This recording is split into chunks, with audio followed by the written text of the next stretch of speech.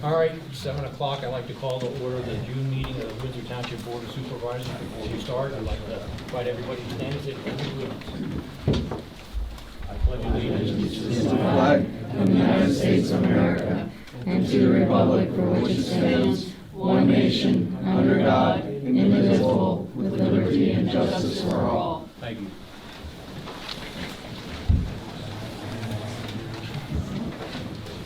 Okay, seeing as we have a large crowd tonight, we want to keep the noise down in the audience, one person talking at a time, so we can hear everybody's comments. And we'll get through it. All right. First item on the agenda. Someone make a motion to approve the minutes of the May 10th meeting of the board. I'll make that motion. Do I have a second? I'll second that. All in favor say aye. Ayes have it. Okay, public comment is more or less reserved for citizens of the township. Is that correct? Through our recently passed resolution. Citizens of the township to make make comment to the board, not for back and forth dialogue, but just to make comment to the board. And I believe our policy limits comment to 5 minutes, and if there's a group, we ask that the group address the board and not each individual member address the board, and with the same information. Yes, so you pick a representative from your group to represent your group, and that person will speak. All right? So I will be asking for your addresses as we go down this list. First up is Jeff Ryan. Good evening, gentlemen. My address is 130 Blile Road. We, the Windsor Berks Concerned Citizens, majority of the people here in this room, a group composed of Windsor Township residents and neighbors, have serious concerns about the 224-page conditional use application submitted by Mountain Trail Solar for a large solar farm of approximately 440 acres on 476 acres of land in Windsor Township. And that was, of course, submitted on January 24th of 2023. We list our concerns below on a document that I'm going to give you, each of you.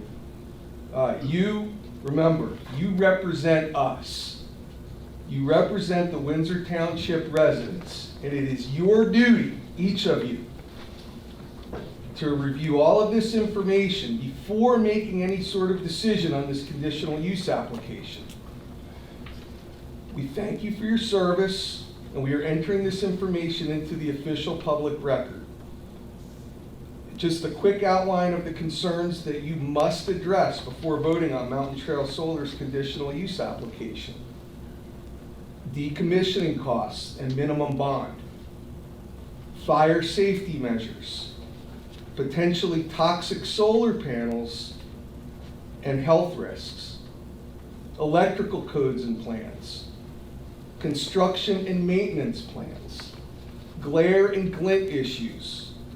Agricultural impacts, stormwater runoff, protecting wetlands, FEMA flood plan, wildlife impact, property value, bullying and transparency. There has been an utter lack of transparency throughout this entire process. Refusal to answer questions at that meeting in March. So we have a petition which I will submit, and I'm going to give each of you a packet, a detailed packet of information. I only have one copy of the petition. So I guess I can give that, I'll give that to you. And then each of you have a packet for each of you.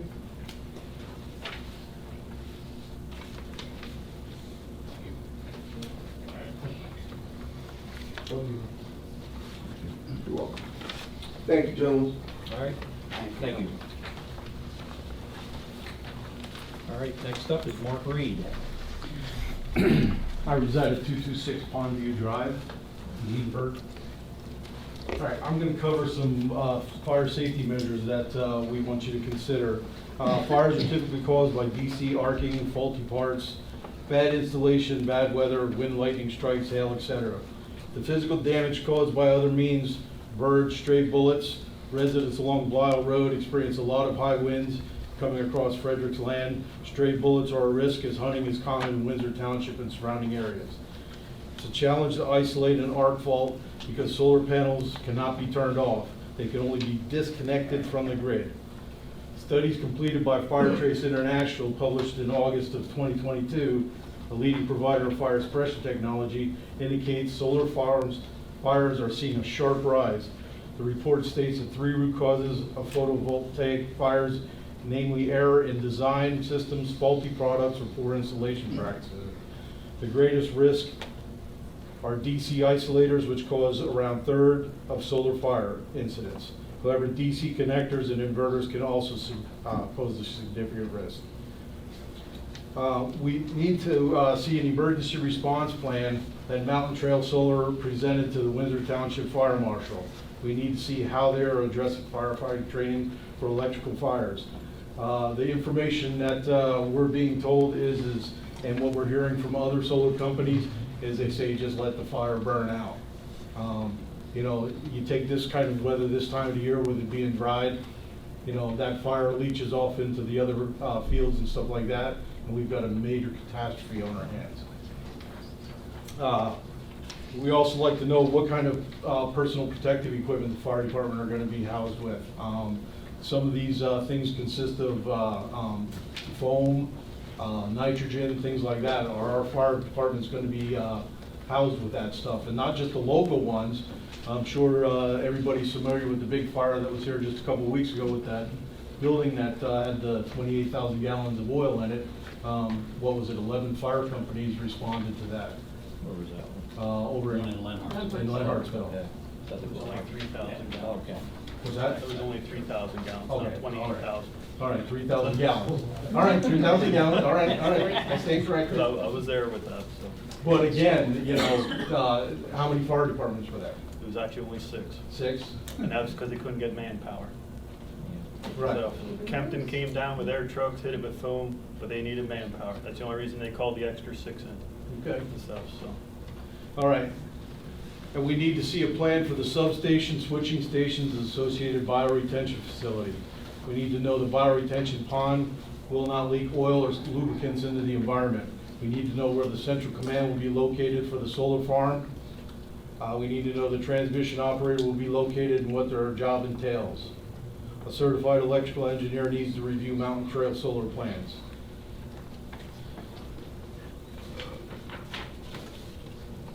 Solar companies are being Windsor Township does not have its own fire company. We rely on Hamburg and Virginville fire companies. Travel times and fires could be longer with hazmat.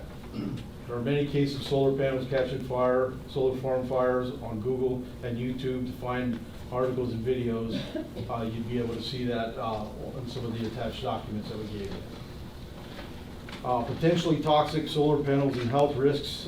We'd like to see the exact specifications of solar panels to be used, included in the application. We don't want toxic chemicals in our solar panels. We need to see the data sheets for the solar panels. U.S. Department of Energy National Renewable Energy Laboratory titled Best Practices at the End of Photovoltaic System Performance Period states on page 17 through 19, avoid hazardous materials. It also states hazardous materials can be in wafer cell, thin cell, solder, covered glass, and black sheets. PV models might contain approximately 10 grams of lead per module, mostly in the solder, but also in the cell metallization layers. Thin film cell made of copper, indium selenide, contains selenium, which can be toxic when oxidized. Some covered glass manufacturers add antimony to provide the high transparency required for solar spectrum, which can leach into the acidic landfills. Could you shorten it up a little bit? Short. Thank you. All right. So again, we'd like to, we demand to know if Mountain Trail Solar will use the leaded burn method used for electrical vehicle fires in some, for fire times, use water. We need to know where the water will come from. Likely will have to be trucked in, very expensive. We demand to know if residents are injured in the solar farm, if their medical care will be covered by Mountain Trail Solar. And I'll cut it short to allow the next people to, for the time. I appreciate it. Thank you very much. Mark Reed. Mark Reed. My name is Matt Stevens, and I live at 401 Stephen Drive. And in the application for Mountain Solar, I saw that they were be abiding by the National Electrical Code. A couple of the bullet points I read through the National Electrical Code were the National Electrical Code is designed for insurance underwriting, facilities management, construction management, and product testing. A couple of my big concerns here are that it says in the book that we should have an authority of having jurisdiction to review all electrical plans. And for a project this size, I wonder who's going to take and review all the electrical plans. A couple other notes that I found were in NFPA 70, it states anything over 2,500 kV is considered to be an industrial installation. We are at a 50 megawatt plant, which is 50,000 kVA, so we're quite very, very far into an industrial installation and not a commercial installation. So my question to everybody is, how is this deemed as a commercial or ag type of project when we're in a very serious megawatt type of project? A couple other things we're concerned about is the people at Hawk Mountain are also concerned about, the large solar facility, and it actually attracts birds through research. So, I'm just trying to keep everybody out of, there's bald eagle's nest in the area, there is kestrel's nest in the area, there is all sorts of different birds of prey area, and I don't want us to make our township to make the news because we injured some bald eagles.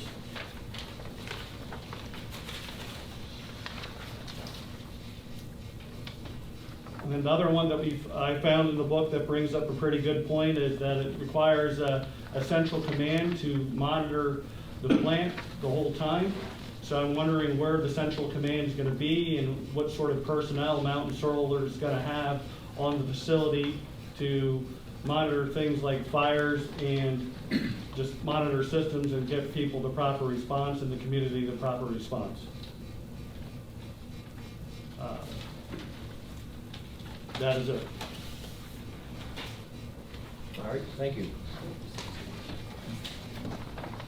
Next. All right. Next up is Mike Palahunk.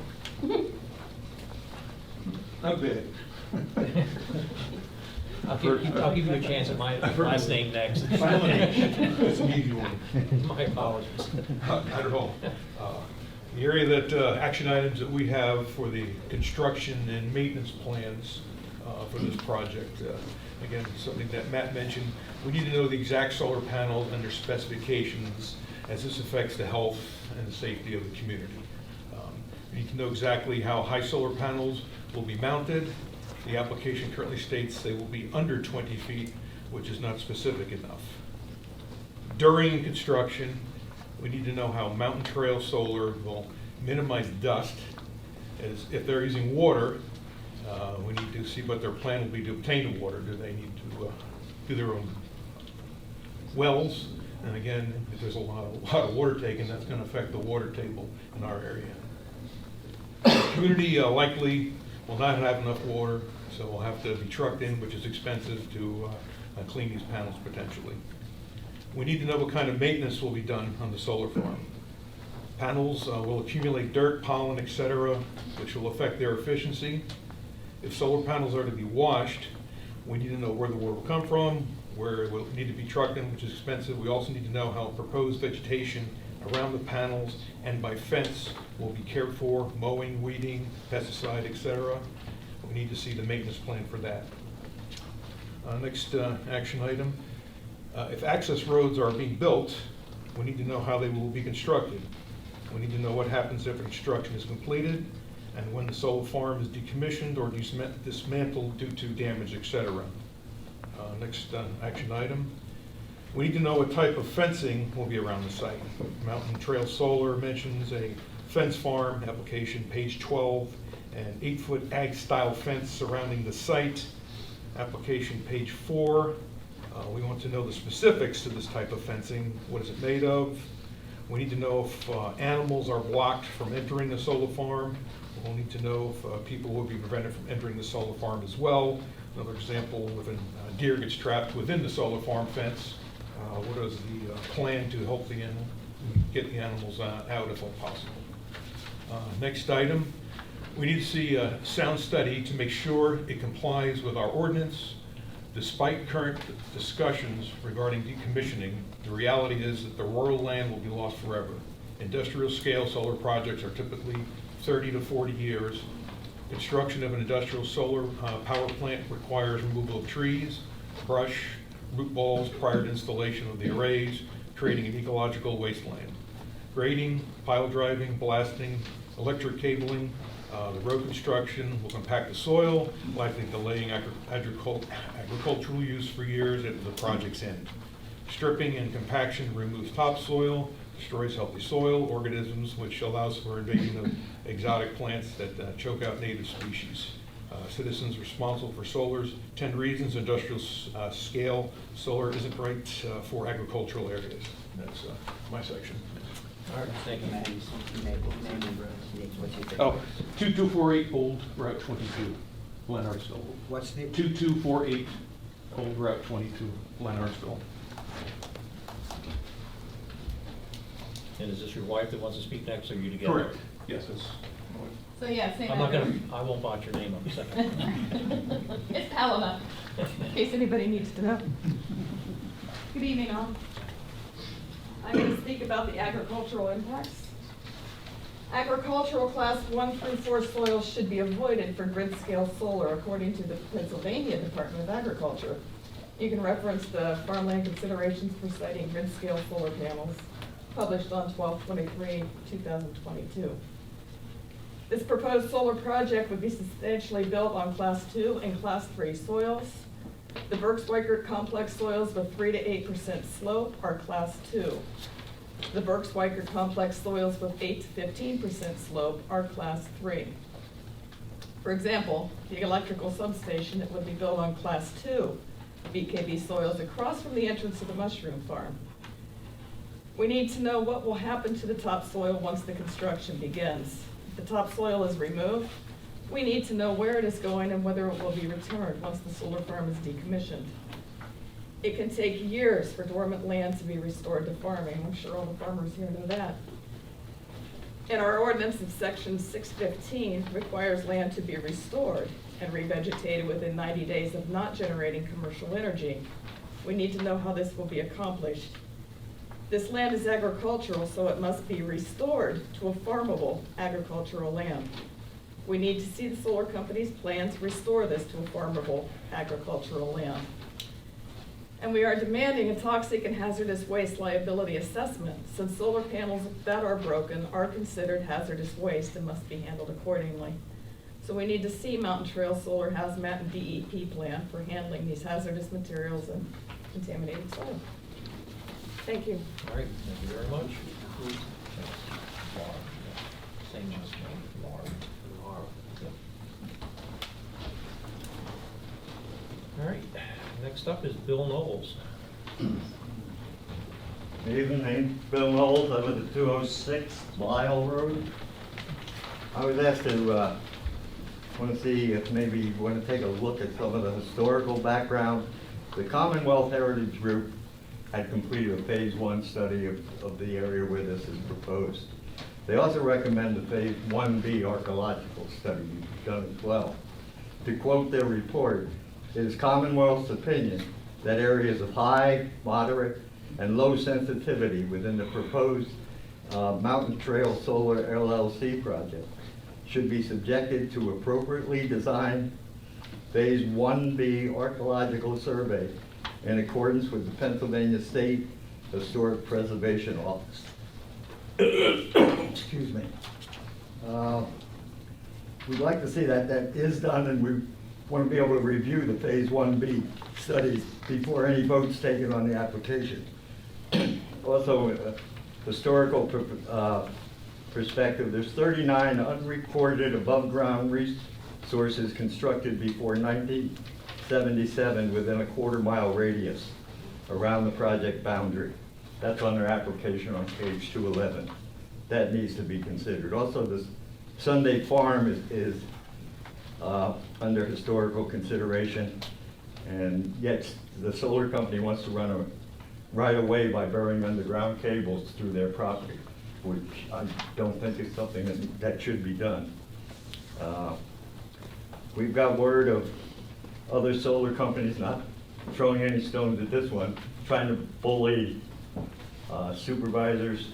There was out in Mount Joy, they threatened to sue the supervisors that were listening to people trying to fight the project. They were told if they didn't approve the plan, they'd sue them. Some people, from what I understand, changed their vote as a result of the threats, and now the residents are suing the supervisors. So just a little caution there. And then Jeff had mentioned earlier about we need to have transparency through this whole project. We don't feel like we've been getting it. You know, please follow the public notices, take the minutes, make sure the minutes are posted for the residents to see, whether it's a planning commission or board of supervisors, but we would appreciate that kind of transparency. Thank you. All right, thank you very much. All right. Ronald Steigel. Ron Stabile, 198 Blattle Road. Sorry about that. No, that's okay. My topic I wanted to discuss after reading through things is on glare. We basically say in our ordinance 615-0 that the solar energy system shall be located on a building, lot, or parcel in a manner that avoids direct concentration of solar radiation or glare onto any adjacent property or public way. All we've heard from Mountain Solar at this point in their application is something to the effect the solar facility has been designed in a manner that avoids directing concentrated glare onto any adjacent properties or a public way, period. So we want to know if there's a study that they did or an analysis of some form, or what method that they used to determine that. If they have the study or the analyses, we'd like to see it. We'd like it provided to all the adjacent landowners. Our ordinance, section 501.4, suggests that if there is potential harm to any residents, that a land development system or land management plan has to be provided by our township. So I'm wondering if that is being pursued or not.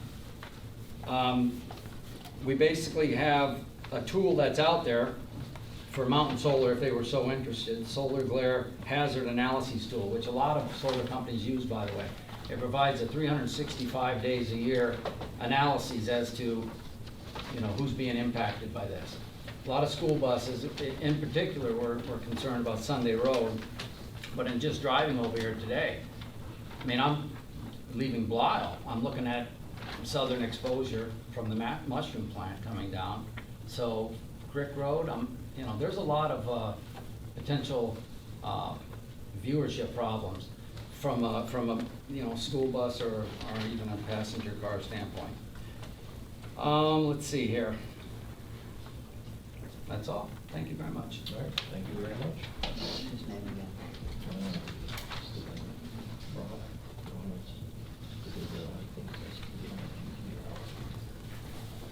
All right. Next up, Mr. Robert Hoffner.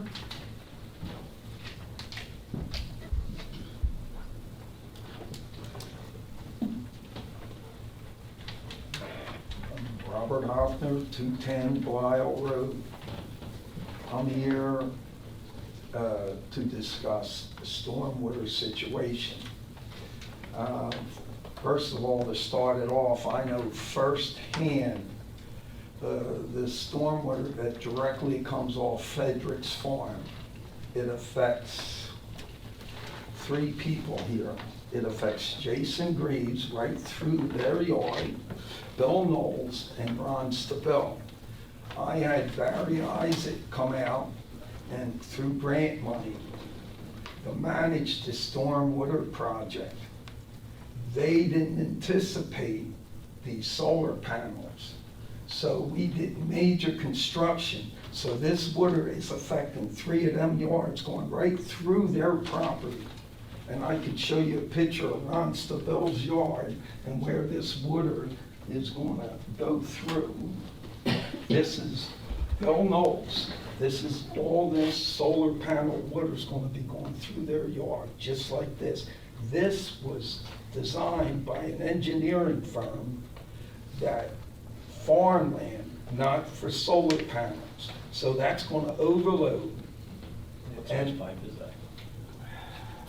I don't know, it's 30-inch and it's 18-inch coming off the farm, his farm. This is Ron Stabile's yard. Look at the where that water's gonna run. And that's coming right from his farm. See all this? Now my property won't be affected. It's the wetlands. They had to dig this out to drain Ron Stabile's yard. All this might be modified. This is the managed the stormwater from Frederick's farm. All this was done, but it was designed for the farm, not for solar panels. All this might have to be all redone, because them 3 people will be directly affected. This is all done to manage a farm, and it took a tremendous amount of money, and they're gonna have to redo that. Who paid for this? I got lucky, I got funding from Growing Greener, Okay. and it Can I was, see the rest of them? yeah. Thank you. I put wetlands on my property, and that was a problem. We're not blaming anybody in the township. When they build homes, they didn't do stormwater planning.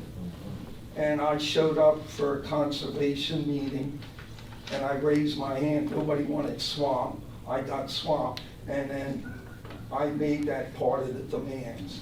I got all the write-ups. Good? Oh, okay. All right. Yeah, I think you had brought that point up before. And this is the stormwater. This is a whole layout of Ron Stabile's, Bill Knowles. Can we keep that? You can keep it. All right. You want your pictures back? No, you can look at them. Okay, yeah, they'll be up here then for, you can pick them up. See, the engineering firm did it for a farm, not for solar panels. Yeah. It was major work. Yeah, there's a difference. All right, thank you. Yeah, well, I'm All right, next up, Tara Green. That's easy to pronounce. Yeah. Thank you for making it easier. Thank my husband. I'm 101 Stephen in Lyndhurst. So I'm talking about the decommissioning costs and minimum bond. So the ballpark estimate to build a 50 megawatt solar farm is about $50 million. On page 45 of Mountain Trail Solar's application, it states that the solar farm is going to generate up to 64 megawatts. This conflicts with what they present on page 3 of their application, which talks about the 50 megawatts. We need to know how many megawatts, as this will impact the decommissioning costs and required minimum bond. We ask that you don't accept Mountain Trail Solar's estimated decommissioning cost. Their interest obviously is to keep their costs as low as possible and not pay the full decommissioning cost. The decommissioning bond is required by Windsor Township Ordinance Section 6150. This section speaks about decommissioning the solar farm at any time the farm is not in use for 6 months or at the end of its useful life. A bond must be posted in the amount of the estimated decommissioning cost and is escalated by 10% every 5 years. The 10% escalation every 5 years needs to include a provision that if the 10% is not paid within the 60-day due date, the application is out of compliance and the conditional use is rescinded. The 90-day decommissioning will begin immediately and must be completed in 90 days. Mountain Trail Solar claims that the solar farm could operate up to 50 years, according to application page 6. They state they will post a bond to cover the decommissioning costs, but they don't list an amount. We have no way to predict inflation 50 years down the road. The bond estimated must include complete removal and restoration in 90 days per our ordinance. The Department of Energy's National Renewable Energy Laboratory paper titled Best Practices at the End of the Photovoltaic System Performance Period has detailed guidelines for estimating decommissioning. Pages 10 and 11 discuss decommissioning plans and estimated costs. Now, their estimates of a bond amount for decommissioning a 50 megawatt solar farm is $15 to $22 million, and that's from 2021. The difference is dependent on the chemical composition and disposal method of these solar panels. The Department of Energy's $15 to $22 million from 2021 is now $17 to $25 million as of April 23, according to the U.S. Bureau of Labor Statistics calculators. The initial bond amount needs to be based on the 17 to 25 million estimated costs. Hire our own independent registered PA engineer to get a proper estimate that will be in line with the Department of Energy estimate and require Mountain Trail Solar to pay for it. The exact specification of the solar panels has not been disclosed in the application, so we must assume they are using the thin film cells containing either cadmium telluride or copper iridium gallium selenide. Both types of panels contain dangerous and hazardous materials that push the decommissioning cost closer to the $25 million mark. Recycling costs should not be deducted from the decommissioning cost estimate because recycling values vary over time. Assigning a value to waste material 35 to 50 years in the future is an exercise in futility. Panels need to be disposed of properly, classified as hazardous waste either now or in the future. Consider this. If Windsor Township needs to exercise this bond at any point in the future, there is one indisputable fact.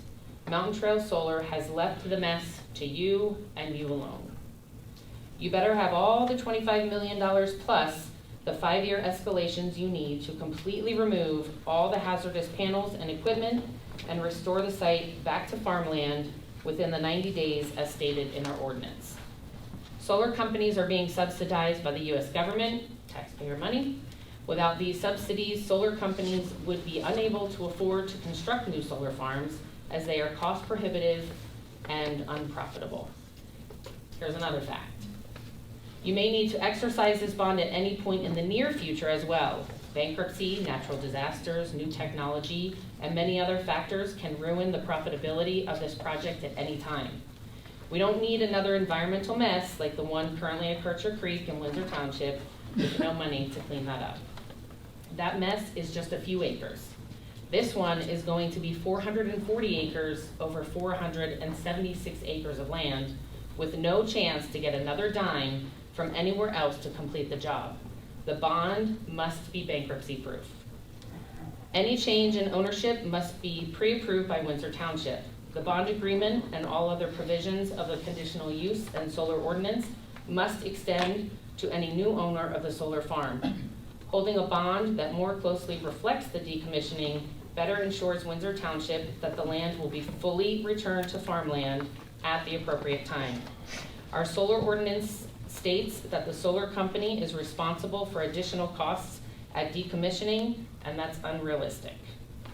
Windsor Township needs to demand a bond higher than $25 million if Mountain Trail Solar is building a 50 megawatt solar farm. If they're building a 64 megawatt solar farm, we definitely need a much higher bond amount. Please do not settle for anything less. Thank you. Thank you very much. All right, next up is Rosemary Schmetzer. Schmetzer, Schmetzer. not Schmetzer. Schmetzer. Good evening, everyone. I'm speaking about the wildlife impact. It affects birds, deer, amphibians, reptiles, and other mammals. Birds can see solar farms as ponds or lakes and dive towards them, crashing into them, causing bodily harm and/or death and damage to solar equipment, which could lead to fires. Fires have been started by birds getting caught in wires. Cows and pigs are sensitive to stray voltage, so are humans, but to a lesser extent. Large-scale developments, warehouse or industrial-scale solar facilities are incompatible with the conservation value of the Kittanini Corridor and the Hawk Mountain Preservation Area. Large-scale solar facilities deplete habitat for nesting and migrating birds and other wildlife, but also have been associated with the direct mortality of birds.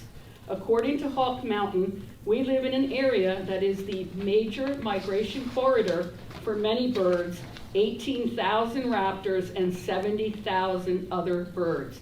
We need to protect this corridor for migration. The Kittatinny Ridge is a designated state conservation landscape by Pennsylvania and state agencies that actively are working with the Kittatinny Coalition, led by the Audubon PA and the Nature Conservancy, to conserve land and heighten public awareness of the importance of this rural landscape for people and wildlife, as well as conserving PA water, wildland recreation, and scenic values. A key statewide goal for the Ridge Corridor is to maintain a mix of rural lands with uses such as farming, forests, and wetlands near the ridges that can continue to support habitat for wildlife using the corridor. Lands provide migration habitat for flying and resting birds and feeding opportunities during long migrations from Canada south to South America. We demand to see a wildlife impact study completed by a third party to determine the effects of a large industrial solar generation farm and what it will have on wildlife. Mountain Trail Solar needs to contact the U.S. Fish and Wildlife Service and the Pennsylvania Department of Conservation and Natural Resources to determine whether they are endangered or threatened species living on the site. The township and residents need to see this report before a vote can be considered on this application. And just so you gentlemen are aware, the Kittanini Group is affiliated with the Sierra Club, which is a national organization for preservation, conservation, and wildlife. They are in the process of, their board is doing its due diligence on this proposed bill. They are 1,300 members who live in Berks and Schuylkill counties, and they have the support of Hawk Mountain. Thank you. All right, thank you very much. What, 36 Hilltop Road, Glen Hartsville. okay. Elaine Grievous? Greaves? All right. So I'm here to talk to you about the property value. There are currently 48 homes with properties that touch the proposed solar farm, most within 300 feet. Ordinance section 903.4E states such use shall not adversely affect the character of the zoning district nor the conservation of property values, nor the health and safety of residents or workers on adjacent properties and in general neighborhood. There are various reputable sources that state that the property values will be significantly affected as a direct result of the installation of a solar farm. These depreciation values vary from single digits to 20% and beyond. Mountain Trail Solar wants us to believe that its solar farm will have no effect on our property values. If this were true, then solar companies would not be offering good neighbor fees to adjacent property owners. Residents who accept these agreements are forbidden to talk about them. These fees are made up for loss in property value and/or to pacify residents so they will not resist their project being approved, also known as silencing your opposition. A few solar companies that have paid good neighbor fees include Western Mustang Solar, Light Source BP, Posey Solar LLC, and Vesper Energy, who offered property owners between 5 to 50K based on distance to the solar farm. We demand that a third-party property impact study be procured by the township, but paid for by the solar company. We demand a visual impact study 1 mile around the proposed site. We are concerned about what will happen to our properties if the Mountain Trail Solar Farm causes our wells to be contaminated or dried up, or causes water to get into our basements and yards because they are not effectively managed rainwater. This happened recently in Fleetwood by another solar company. We need to know who will clean up and fix our roads, yards, wells, etc. due to negligence. I live at 214 Blile Road, and Bob mentioned it. We actually had some flooding 3 years back. So just from coming off of Frederick's land into ours, flooded our basement, totally destroyed the whole front of our property. And our backyard is a marsh when it rains. It gets back. If an 8-foot fence is being used to, and only a 1 foot off the ground, animal entrance is being built, there will be issues with the wildlife passing through the area. Deer will end up foraging on other farmers' fields, causing more crop damage than usual. If you still don't believe that property values are affected, then let's imagine for a moment that there are 2 identical properties, each listed for the same price. One property overlooks a solar farm, while the other overlooks a beautiful, serene countryside, as we have today. Ask yourself, if you were in this situation, which house and view would you want outside your house? Thank you. All right, thank you very much. Good job. All right, next up is Susan DeTurk. Good evening. My name is Susan DeTurk, and I'm a resident of Windsor Township, 142 Blile Road. 142 Blile Road. So I'm a registered nurse with a doctorate in nursing practice and certified in healthcare quality. Over the years, I have learned about many nursing theories. These daily theories guide evidence-based research leading to best practices and improved outcomes. As I researched solar energy and health risks, the uncertainty theory came to mind. Uncertainty is a common emotional reaction to the experience of critical illness. Michelle's uncertainty in illness theory provides a conceptual framework to explain how uncertainty transpires and affects psychological adjustment to the cancer experience. Commonly, uncertainty triggers include a lack of medical information, an incomplete understanding of treatment choices, or typical course of illness, and difficulty coping with the instability of daily life. Fortunately, I can access a university's library. I conducted an advanced search on solar energy systems and found the impacts of solar energy on safety, health, and environment. So much uncertainty. According to Aman et al. 2015, solar energy is considered a green source of power. However, some safety, health, and environmental issues should be addressed before the widespread application of solar technology. Indeed, photovoltaic or PV solar panels may not pollute the air during power generation. However, their manufacturing process involves many toxic materials, which are highly harmful from a safety and health and environmental perspective. Different chemicals are used in the manufacturing of solar panels, particularly during the extraction of solar cells. For example, cadmium is used in cadmium telluride-based thin film solar cells as a semiconductor material to convert solar energy into electrical energy, a highly toxic element. The National Institute of Occupational Safety and Health considers cadmium dust and vapors as carcinogens, causing cancer. Likewise, many hazardous chemicals are used as solvents to clean dust and dirt from solar panels. In a research article, the impact on human health, safety, and environment was discussed for toxic compounds used in the solar industry, such as ammonia, used to produce anti-reflective coatings for solar PV modules. The impact: skin irritation, eye irritation, throat and lung problems, mouth and stomach burns. Silicon, used as a PV semiconductor material. The impact: crystalline silicon causes respiratory problems, irritates skin and eyes, and causes lung problems. Lead, used to wire the PV electrical components. The impact: damages the nervous system, causing bone weakness, can also cause anemia, and is a high carcinogen element. And then again, cadmium, used in cadmium telluride-based solar cells as a semiconductor to convert solar energy into electricity. The impact: CD dust and vapors are highly toxic and considered carcinogens. Solar PV modules contain various toxic elements in electrical contact and or semiconductor material that could pose environmental and health risks during end-of-life management.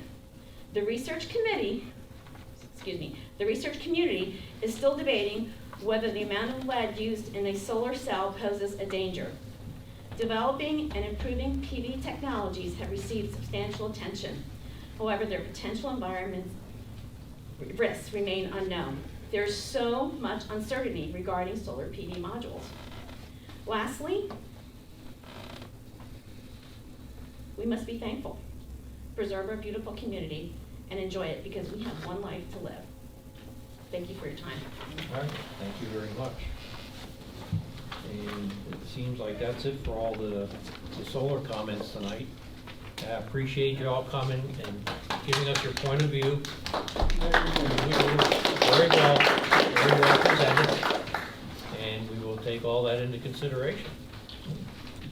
All right, any other comments as far as that goes? No? All right, thank you very much. All right, next on the public comment is Ivan Zimmerman. And then we'll take care of you after Ivan then. We appreciate you sticking around for it. He actually, I spoke with him and he actually left. Oh, Ivan? Oh, Yeah. okay, I thought maybe he was outside. Okay, so we're all good with that. We'll take it up in the... We'll address it. All right, good enough. All right, yeah. All right, then we're gonna go on to Ron Construction. We're gonna move him up on the agenda, so you don't have to sit through the rest of the meeting. Appreciate your patience. Thank you. Scott Trumbo with the H&K Group, here on behalf of the H&K Group and its affiliate company, Ron's Construction Materials Company. We entered into a lease agreement with the Kaufman family on property, approximately 65 acres, right along Monument Road between Route 78 and Old US 22, to place a ready-mix concrete plant on the property within the lease area. We submitted the plan back in February, received a comment letter from the Township engineer at the end of February, and at the February Planning Commission meeting, the plan was reviewed, and at that time, they did make a recommendation to the supervisors to grant preliminary final approval. The plan was, because we did not have our NIPD's review from the Conservation District at that time, to pause, come back once we have that. Unfortunately, we just received it May 11th. So we kind of just postponed coming. There was no point. We did receive the comment letter, and the purpose of waiting was to see what the comments from the Conservation District were, to see if it would have much of an impact on the plan.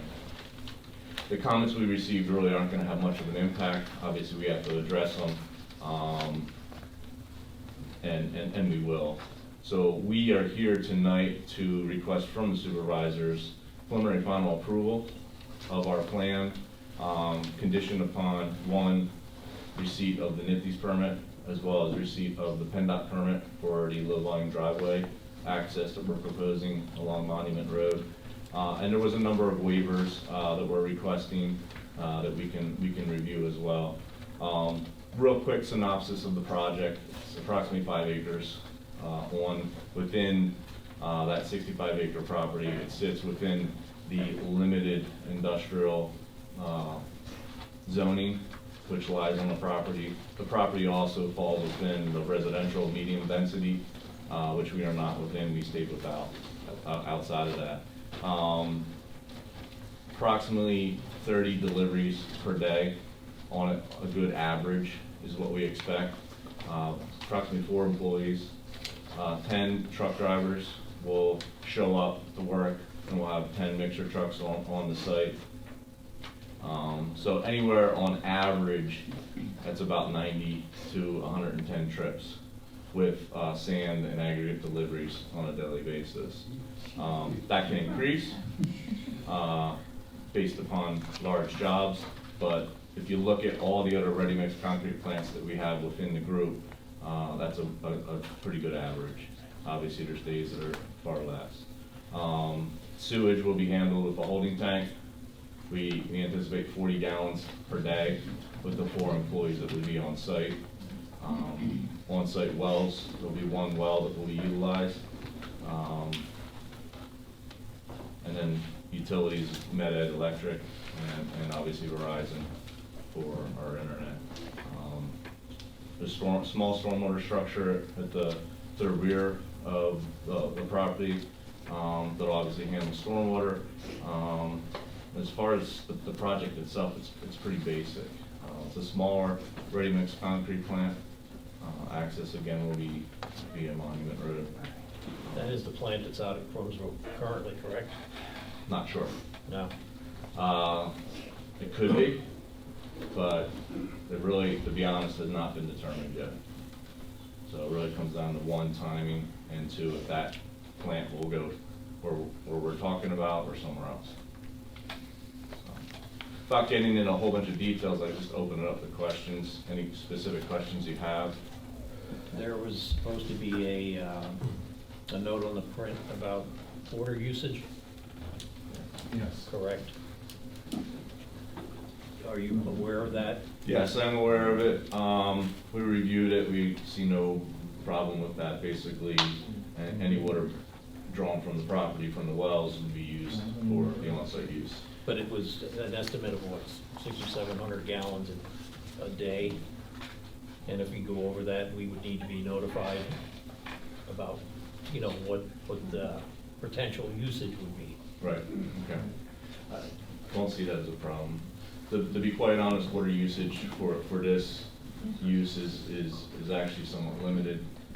You don't put a lot of water in the mix. Yeah. So we have a pretty good control of that and what we're using, so being able to monitor that and really understand how much we're using should not be an issue. That's a central mix plant, isn't it? Going down the road. That that you're putting there, central mix. Correct. Is this a temporary or a permanent? Permanent. It's permanent, so it'll always be there. Permanent from the perspective of our lease, I believe, and don't hold me to it, I believe is 20 or 30 years. And so we can answer that. Supervisors couldn't answer that question in past meetings. So it's permanent. Is that how Cromsville is? Or you don't? Or That's not permanent. That's not permanent. No, that was there to support the 78 project, so. I have another question, just quickly. Windsor Township doesn't currently, or did not currently have an ordinance for sewer holding tanks. I was told that in the past here. You can't have a holding tank, there's no ordinance here in Windsor Township. In to an have a industrial sewer zone? holding tank. This is in the industrial zone. I was just told there was no ordinance for holding tanks for sewer in Windsor Township. This is no longer public comment, Mr. Chairman. Are you kidding me? Go ahead, you have the floor. I was pretty much done, unless, Okay. you know, I'd open it up to your specific questions, and not Do you belabor. guys have any other comment on it? Is there, so you said it's gonna be a permanent structure, so there's gonna be some building of that structure, correct? The plan itself, Yeah. would obviously, it's gonna sit on concrete foundations. We'll be submitting building permits, obviously, for the foundations. There's a lab building, and a smaller office that will obviously supply the permits for those buildings as well. You can submit those directly to LTO. Right. Not at Holdings. Right. Do you have any other comments on I was gonna anything that he actually- presented? I was just gonna ask about the building permits and. That's it? That's pretty, yeah.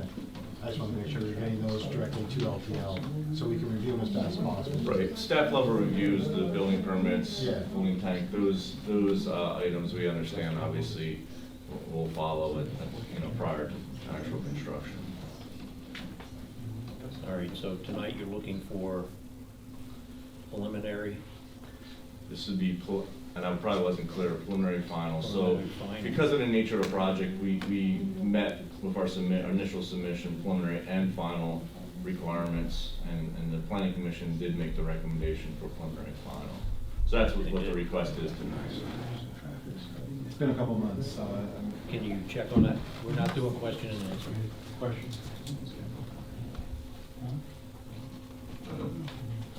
What about a traffic study done? With Yeah. all of the deliveries and stuff, and the comings and goings? Does clean up. That's what I was just gonna say, Stop traffic lighting. control to get those trucks out of there, they're never gonna get out of there, or there's gonna be a lot of crashes. Cause just coming out of Sunday Road in Old Yep. 22, somebody's on my bumper in no time, and I don't see anybody coming from Landmarksville to go to Amber. So it's just a heads up.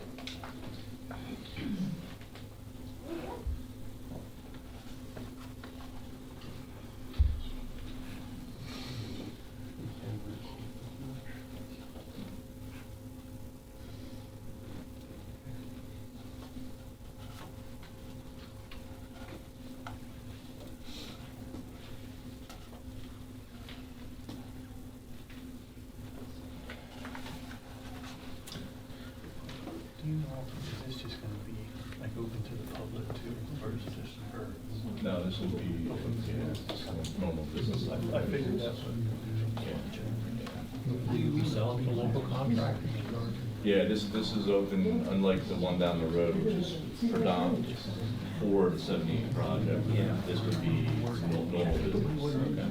I couldn't hear you for what? For normal business.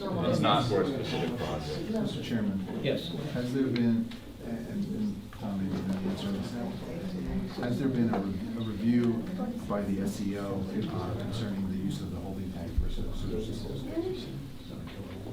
There is not. So I think that needs to be done before you're in, that's a general comment that was on Mr. Hoffman's letter. Okay.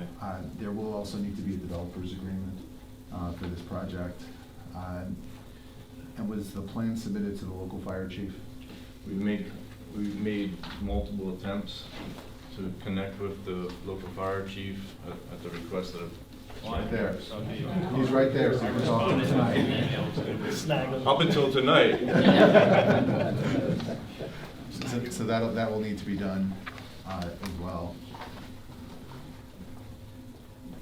So I think at this point, there still are some outstanding issues before you can grant your approval. So the developer's agreement is typically done once you receive. The developer's agreement, we could do contingent. Okay, I just want to make it clear so I understand what you're saying. That's not something that I'm concerned about, but I think that we need the SEO review, and we need the fire chief review before they can make a decision. And Okay, that's fine. We still have to deal with the conservation district. We waited to this point. do you have concerns about the traffic study? No, I'm not familiar with the plan. Okay. Can you make sure that our engineer gets a copy of the plan so he can review it as well?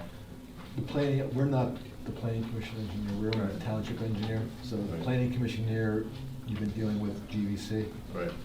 So if you can send me a set of plans. So I get to deal with two engineers You on do. this project. You That's get great. the privilege of dealing with two. But I'll work up the improvement agreement costs. And Yeah, well, that's you'll typical. submit them to me Yeah, that's as typical. normal. Yeah. You know, you know the rules.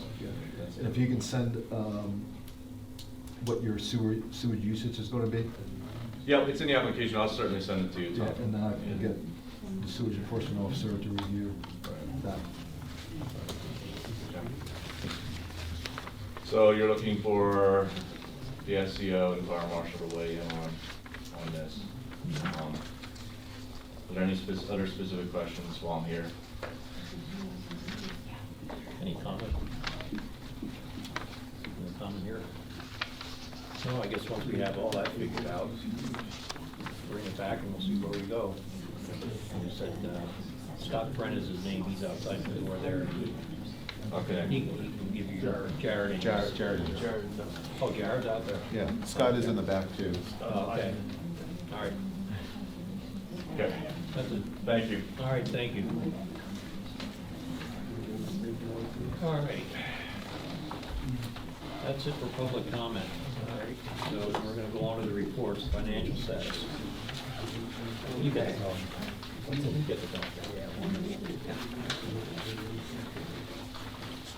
If you have a handout, just to real points as far as financial status as of this point, the handout, the second to the last page would be the revenues. The one thing of, well, as far as income, of course, taxes, line item 310.21, the earned income tax, and that's not even quite half the year, $202,000 some dollars. That is above budget amount. And of course, all of us know, obviously, the bad part is the interest we pay, but also the interest we receive. This is not quite half the year. We have totally received $20,500 some dollars. The total revenues received as of today, in all accounts, $531,157.29. The last page shows the expenditures as of today. And of course, the main expenditures, of course, would be the road work, and that's coming up this summer. So you take notice that the total expenditures compared to the revenue, the expenditures $301,434.00. But of course, that will change once we do our road projects. Anyone have any quick questions concerning finances? All right, thank you. All right, zoning officer, Mr. Wessler. Nothing moving forward with what I had last month. Everything kind of just, 2 items were taken care of, and 3 of them will be going to the magistrate. And that, let's see, that's the animals. Yeah, I have, I guess there was a little progress, some animals were moved off, but I still am seeing. What did you actually find out there? Well, a fenced-in area with, looked like several goats and chickens, but under the acreage of what's allowed. So I wrote the letter based on what I saw. Okay. And take pictures. And the dogs? The dog's barking, yeah. Yeah, the second I got out there. Okay. Yes, just so I can But convey that information to I've them. had no, the only reason I'm moving forward with it, I've had no, because usually if someone calls me and we can work forward to resolving the issue, but no one's called me. Okay. And I've sent my letter. My next will be the final letter with that one. All right. Is that it? Yes. Any other comment? You have anything more? No? All right, thank you. Engineer and SEO, Mr. Unger. Thank you. You had the sewage enforcement officer's activity report for the month of May. There was 1 installation of a system and inspected, and final inspection and that passed. So that was all for SEO. Under engineering, there's some items under old business that I can address, if you would want me to go right into them. Yep, that'll be fine. All right. Port Clinton Avenue. We had submitted back in end of the year or January for a FEMA grant. The results of that application, this is federal, so this is nationwide. There were 46 communities and tribal nations that received grants, 1 in Pennsylvania. The breakdown was 26 municipal and 20 tribal nations.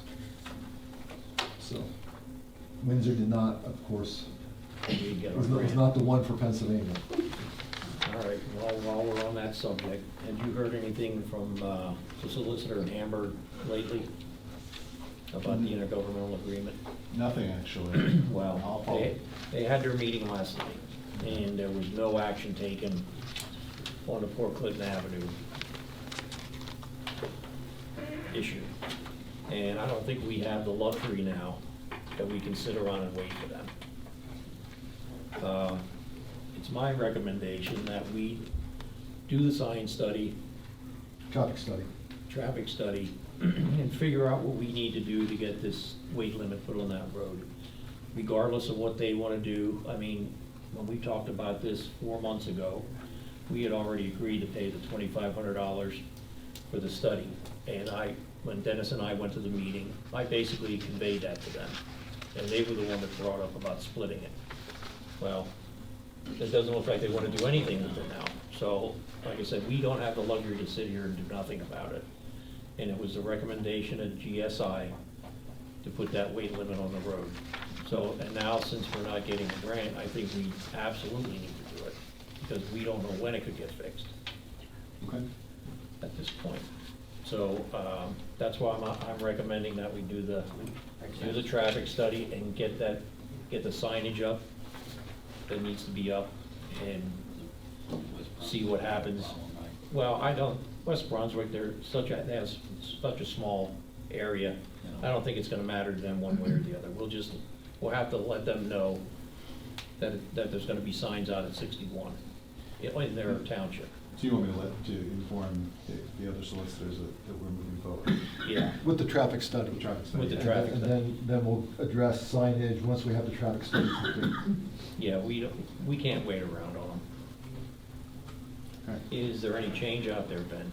Haven't been up lately. I didn't know if you were out that way or not. It wasn't raining, so it didn't shift. Well, if you get a chance sometime, the last time I was up through there was like 2 weeks ago, and didn't really Well, notice anything. I was up 2 weekends ago because we got called for trees down up there, but I wasn't looking for that. So we went up, got rid of the trees and left. Okay. And I had said something to Tom Russell, when we do this traffic study and whatnot, they're gonna have to create some kind of detour in Hamburg.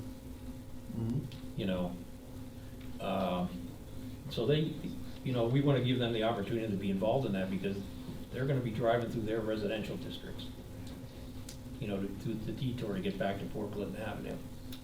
So you may want to give them a heads up and say, we're doing a study, but, we want to know what you'd like in the borough as far as detour.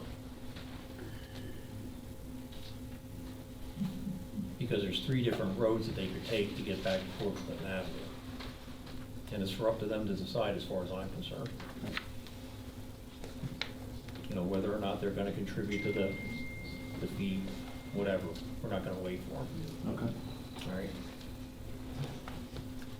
All right, that's all I have for Port Clinton Avenue. Any Okay. comment on that? Do you have something else? Pondview Okay. Drive, Old 22, Hamburg Authority, met with PennDOT. PennDOT granted and allowed the work to proceed with an emergency, under the emergency permit regulations. The authority repaired 2 sections of pipe, replaced 2 sections of pipe. They believe that the bedding and backfill was not compacted properly, and which caused to the pipe sag. So those 2 pipes, 2 different areas were repaired. They currently have temporary paving in them. Probably permanent paving will occur in 30, 45 days.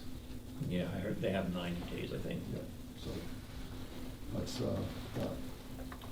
that. Kersher Creek Townhouses, we met with the developer, the HOA, and the contractor. Everyone's playing nicely right now. Everyone's in agreement and working towards resolving some of the issues there with the stormwater and the piping and the pond and everything. So nothing to report there. We keep monitoring it, and we'll be inspecting it as the work progresses. And we're trying to keep the HOA involved because it gets turned over to the HOA. And that would be it. All right, any other comment? No? All right, thank you. All right. Roadmaster, what do you have for us, Ben? Beginning of May, I went down, took the test for the core and the Cat 10 right-of-way spraying, and I did pass that, so now I'm certified to spray for the township. We just gotta renew our license number and stuff. So Thank you for that. As soon as we get that, we can see how the weeds are. They're not bad right now because everything's dry, so. We got the trailer from Middletown Borough. We went and cleaned that up, got that painted, that license plate's in the mail, so that should be here soon, hopefully. Yeah, it looks good. We mowed the township shoulders for the first time, so that's all taken care of, and we did the PennDOT ones also. Other things, like to get a couple of roads swept and intersections swept, so we can get the lines painted on the ones we did the road work on the last 2 years. And then since we didn't do that much plowing, we got anti-skid at the intersections. So I have 10 roads, 10 intersections. 2 companies called. One's from Myerstown. I'm gonna call him Tim the Sweeper because I forgot the company's name. He said he has an airback truck without the brooms. It's just a suction truck. It's $110 an hour, and he'll need water, and he can dump into our trucks. So I figured 2 days, 16 hours, come to $1,760. Now the other company is Evercore from out here at Kutztown. They have a regular sweeper brush truck. They're at $174.76 an hour, so it would come to $27.96.16. Both of them could do it the end of June, beginning of July. So. Did you ever get a hold of that painting contractor that I gave you? No, I already talked to somebody, the same guy before that. Oh, you had talked to him? Yeah. Is he the one that's gonna do the painting, or? Well, that's my next thing for the quote. Oh, okay.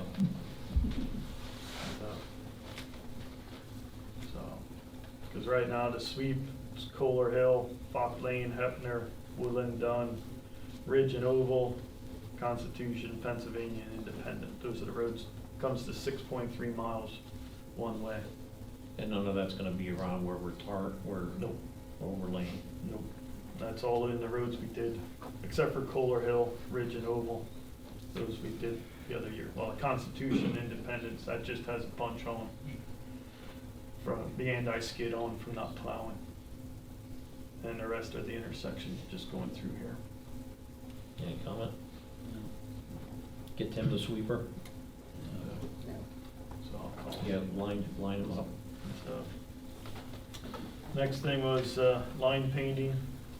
Right now I have down for Drive Abyss Mill Road, Fox Lane, Hepner, Dunn, Woodland, Kohler Hill. Both Hepner and Dunn, I wasn't gonna put white lines on. The rest I was gonna.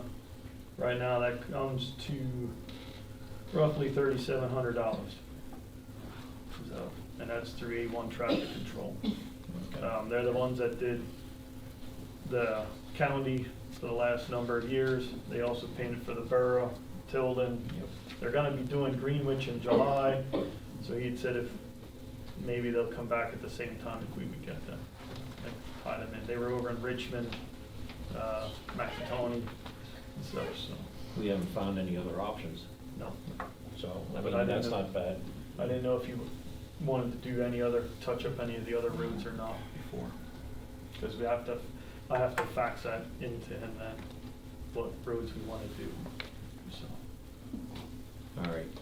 Because all those are just been redone in the last couple of years, so those should get lines put back on, but I didn't know if you wanted to touch up any What was others. that list again? Drive Abyss Mill, Fox Lane, Hefner, Dunn, Woodland, and Kohler Hill.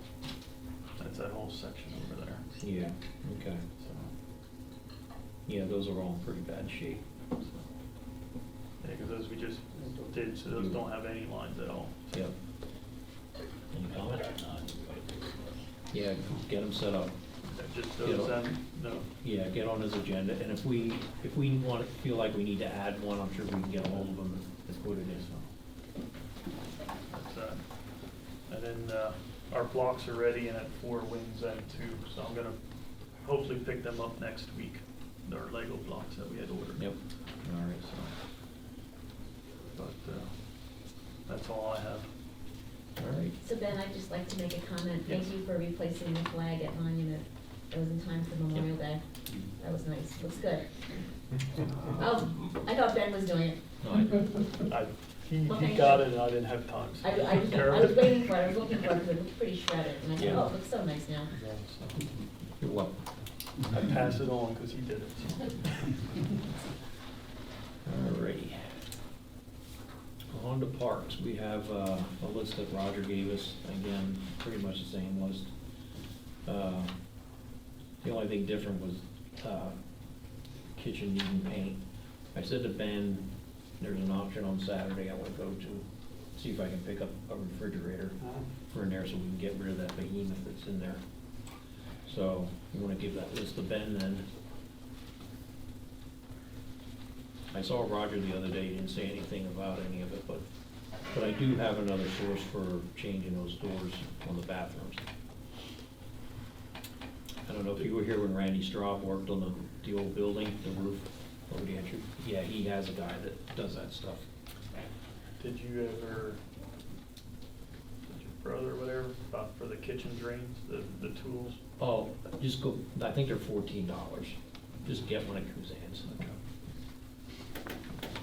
Yeah, I didn't know, I forgot about that, I didn't know if you took care of it or That not. takes Just- care of number 4. Yeah, it's $14, just buy one. All right. Nothing else for the park?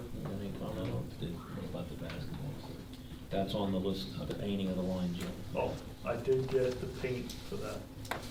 I just gotta go get tape. Does it have to be pressure washed first? I wanna definitely. Yeah, because there's a lot scrub of it mold down and stuff on it. and stuff, but yeah, I did get the paint for that. Okay.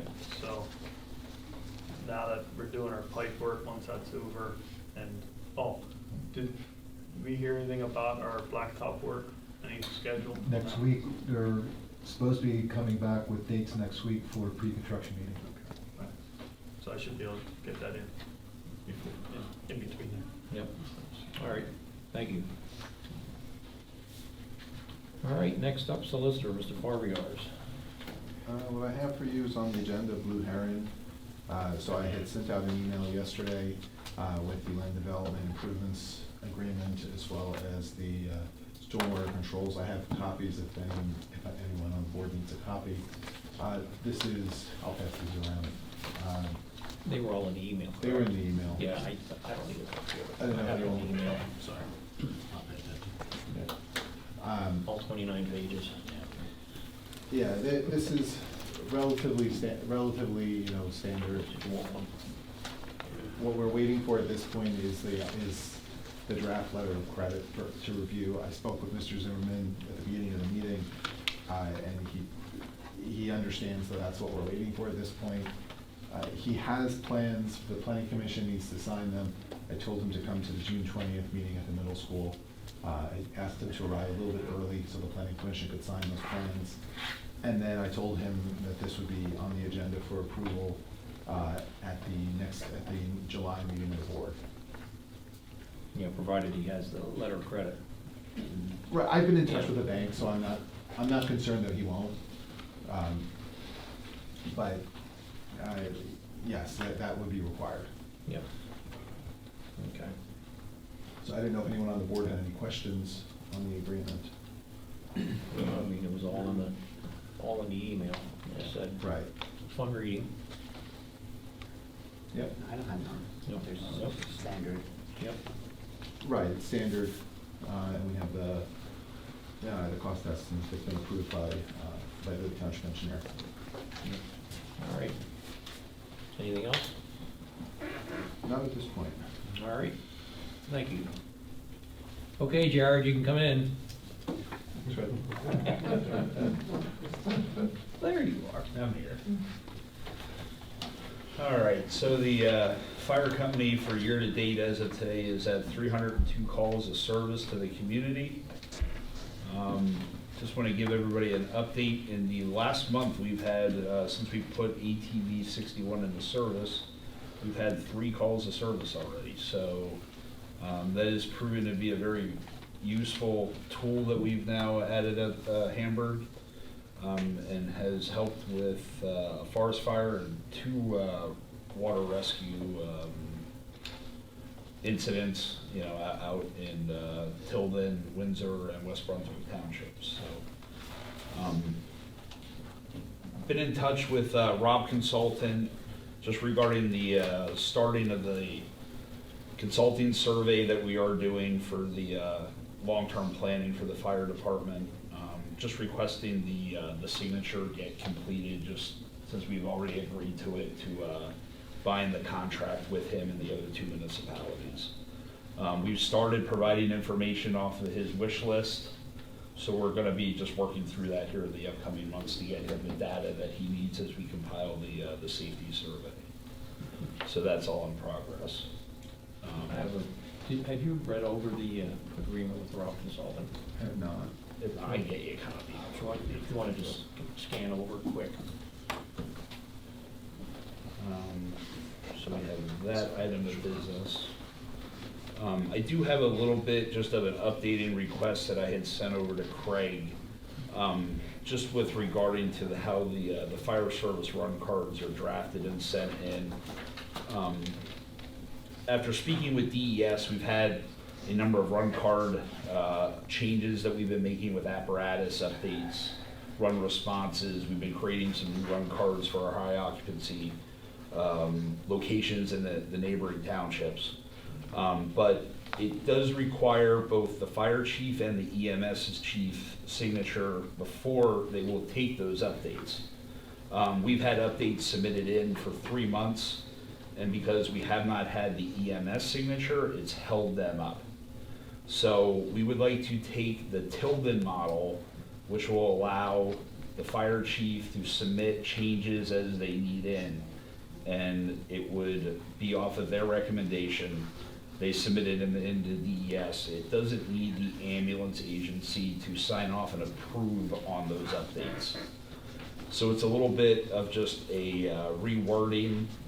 EMS can't change fire, fire can't change EMS, so it just realigns the authorization to approve and to submit. So we'll currently have that model in Tilden.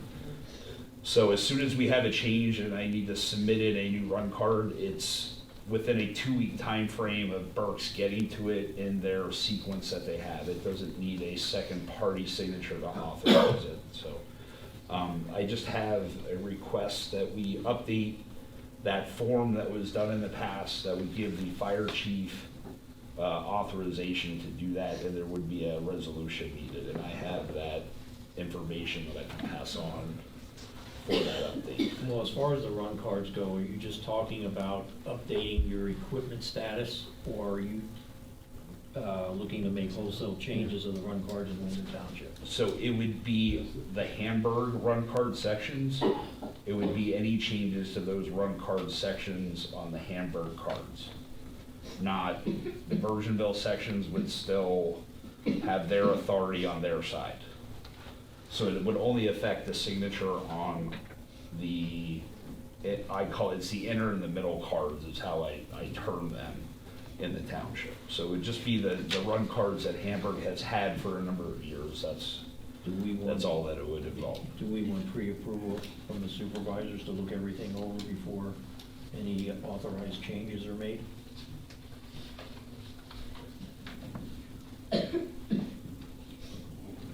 Yeah, because ultimately, I mean, we're responsible for everybody in Windsor Township. I mean, and that's kind of the gist of it. I mean, you guys are doing your job Virginsville is doing their job, but we want to be more involved with what's going on here.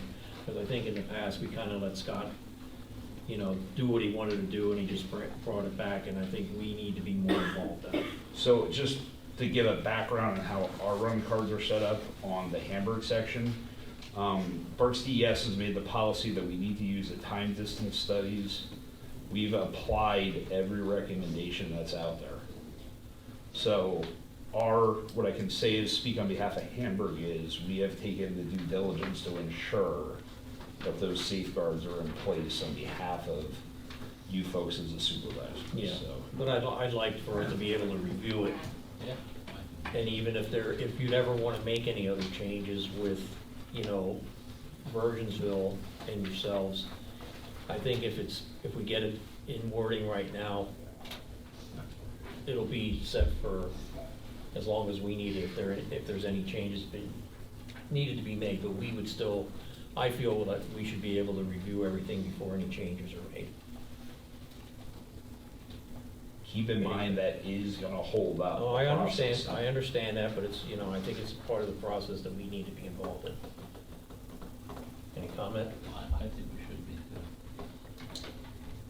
I didn't hear this, Dennis, what did you say? I think we should be involved. I mean, I understand it may delay it a month or two, but it's not like we're looking to, run your business, but we want to be made aware of what's going on, and before it's all finalized. And I'll just use the example that we did here on why this came about was we added the ATV unit. So that resulted in us having to add an apparatus to create, and then you have to realign your run cards and your call tapes on it. So Yeah. that's where it came up. And that's the thing as well too, Virginsville may add a piece of equipment and that could change things too. So we want you guys to work together with what you have, but we just don't wanna, we wanna be involved in it a little more, I think. I think it's to everybody's advantage if we are. I think I submitted them in the last, there was a set of cards that were done in the last year. When we did them, I thought I provided them in a. Scott had signed handout. something. I had provided a copy though in our report. Yeah, I think Scott's name was on that. And that's another thing, we should have something that with his, that his name isn't on anymore. Well, Since he's the no run longer cards would citizen. just be the authorization of the fire chief. Yeah, but I mean, we still have stuff out there with Scott's name on it.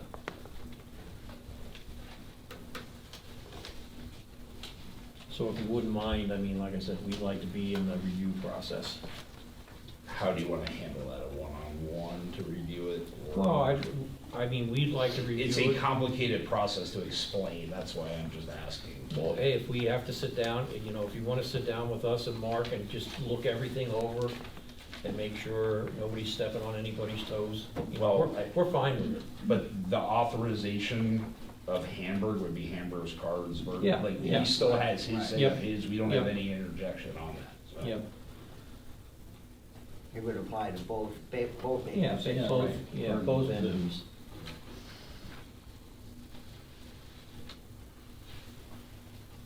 So whenever you decide to make a change, you let us know, and then we'll sit down and talk about it. If that's all right.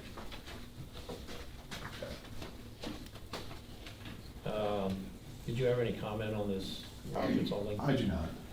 Okay, I mean, we had agreed to it before, we were just sitting here waiting for the other. Yeah. Tilden just did theirs tonight. Yeah. As soon as we get to the next meeting, everybody's getting signatures within the month, so. The amount has changed. It initially Yes. was seven grand per. It What did. is it Yeah, now? it's 10,000 for 10,000 max. Yeah, not to exceed. Between the three of us. It was what, 3,000, it's 35. 3,500 apiece. So yeah, so it changed a little bit since the original consulting was done. Right. Right there. That's a new proposal. Okay. And what happens when you get the first bill? Are you just gonna? I'll find out. How do you wanna figure it out with Rob? I mean, because you're gonna be getting money from three sources. Yeah, that was one of, Tilden's gonna reach out to me next week just on how we were gonna coordinate that. Well, let us know. We'll what let you you come- know. Yeah, let us know what you come up with. But we need to do this in form of a motion. Yes. Yeah. All right, there's a motion is made to hire Rob Consulting to assist the fire company in their financial survey. Dennis made the motion, I'll second. All in favor, say aye. Ayes have it. And the chairman is authorized to sign the agreement. Okay, yeah, will you bring a copy of the agreement, or do you have I one? have one with. Okay. Do you want me to email you a copy, Russ, or? Yeah, once it's fully executed by all the municipalities, yes. Okay. On the si- Yeah, we Yeah, I'll and get- we should once have I a have copy, we everything, should have yeah. a signed copy We'll get for our everybody files as copies, well. yeah. Jared, you have a copy now that I have? Thank you.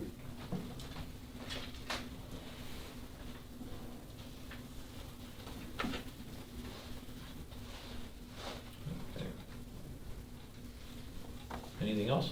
No, EMA report, just working on a flood mitigation plan that Tom and I are working through, just on some things, but other than that, it's summer.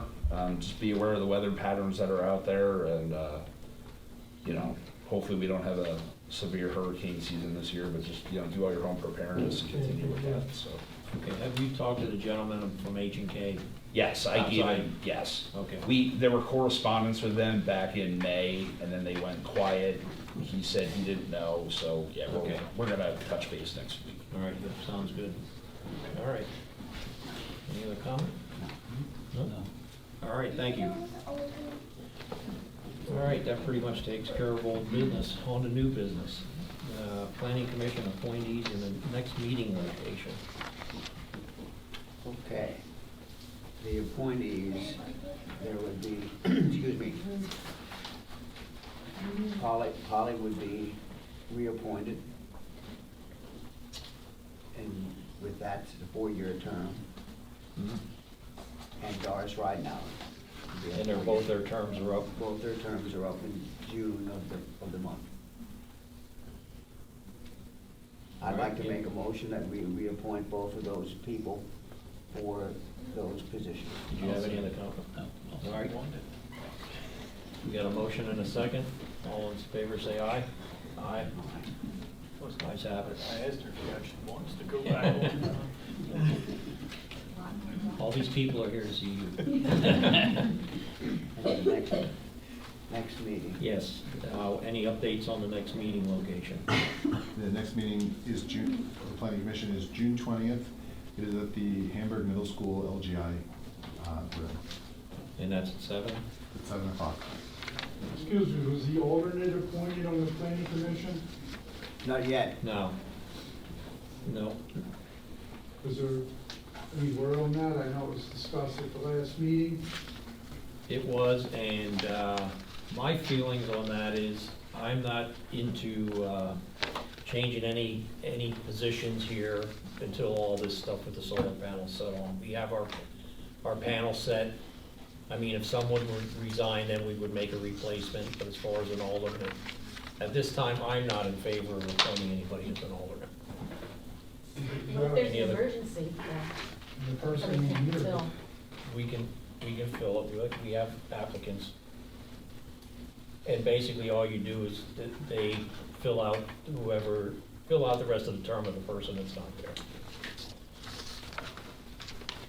Isn't that if the person's absent or not at a meeting, then the alternate fills in? Shouldn't there have to be an alternate if that person's not there? No, Or as if a long as you have, person as long as you have a refuses quorum, himself? as long as there's a quorum If there. a That would person be 3 refuses people. himself, doesn't the alternate take over? There's, like I said, as long as there's a quorum there, all you really need, there's 5 planning commission members, all you really need is 3 for the meeting. It's the quorum requirement. Yep. And at this time, I'm not in favor of injecting somebody on one side or the other into the mix. That's my personal opinion. All right. Okay. We're on construction, we talked about. Any other concerns or correspondence? Just real quick, I'm sorry. I wanted to just let you know, I should have been on report. I got a call from Berks County. They're changing addresses everywhere. So we're working on that right now. Windsor, Greenwich, across Berks County. So there's a few areas where they messed up. There's one side of the road's odd even, and now for some reason they want to correct it. Yeah, Woodland Court's another one. So yeah, well, they're, Old 22 supposedly was opposite, and it's not supposed, so they're trying to fix a bunch of stuff, and it's gonna be, just so you get a few calls when addresses change. Well, I'll do my best to notify you. That'll make people happy. It's in all my townships, so And I just printed out all those return labels. Just like you, maybe you would. Yeah, just mind you. All right, I'd like to make a motion that we pay the bills. Do I have a second? I'll second. All in favor, say aye. No reason? Can I bring you up to speed on an old business? Yep. The culvert, Pine. Fine. Yep. So we've been going back and forth with DEP. This will be the third month. I think we have it resolved now, where DEP wanted the culvert to be sized as wide as the floodplain channel is, which would be well over the 8-foot width and would then be classified as a bridge. And we've been fighting with DEP about, no, you don't put in a culvert as wide as the floodplain or the channel. It's what's required for the hydraulics. So I think we've won that battle, but that is what has been a 3-month holdup on that permit. Working with DEP is awful. They are understaffed and they are working from home still. So if you don't call them, they don't call you. All right. Well, hopefully we'll have that soon and we can get that out for bid next summer. All right. So there's no other concerns? Nope, no reason to go into executive session this evening. I'd like to make a motion, we adjourn the meeting. Do I have a second? I'll second. All in favor, say aye.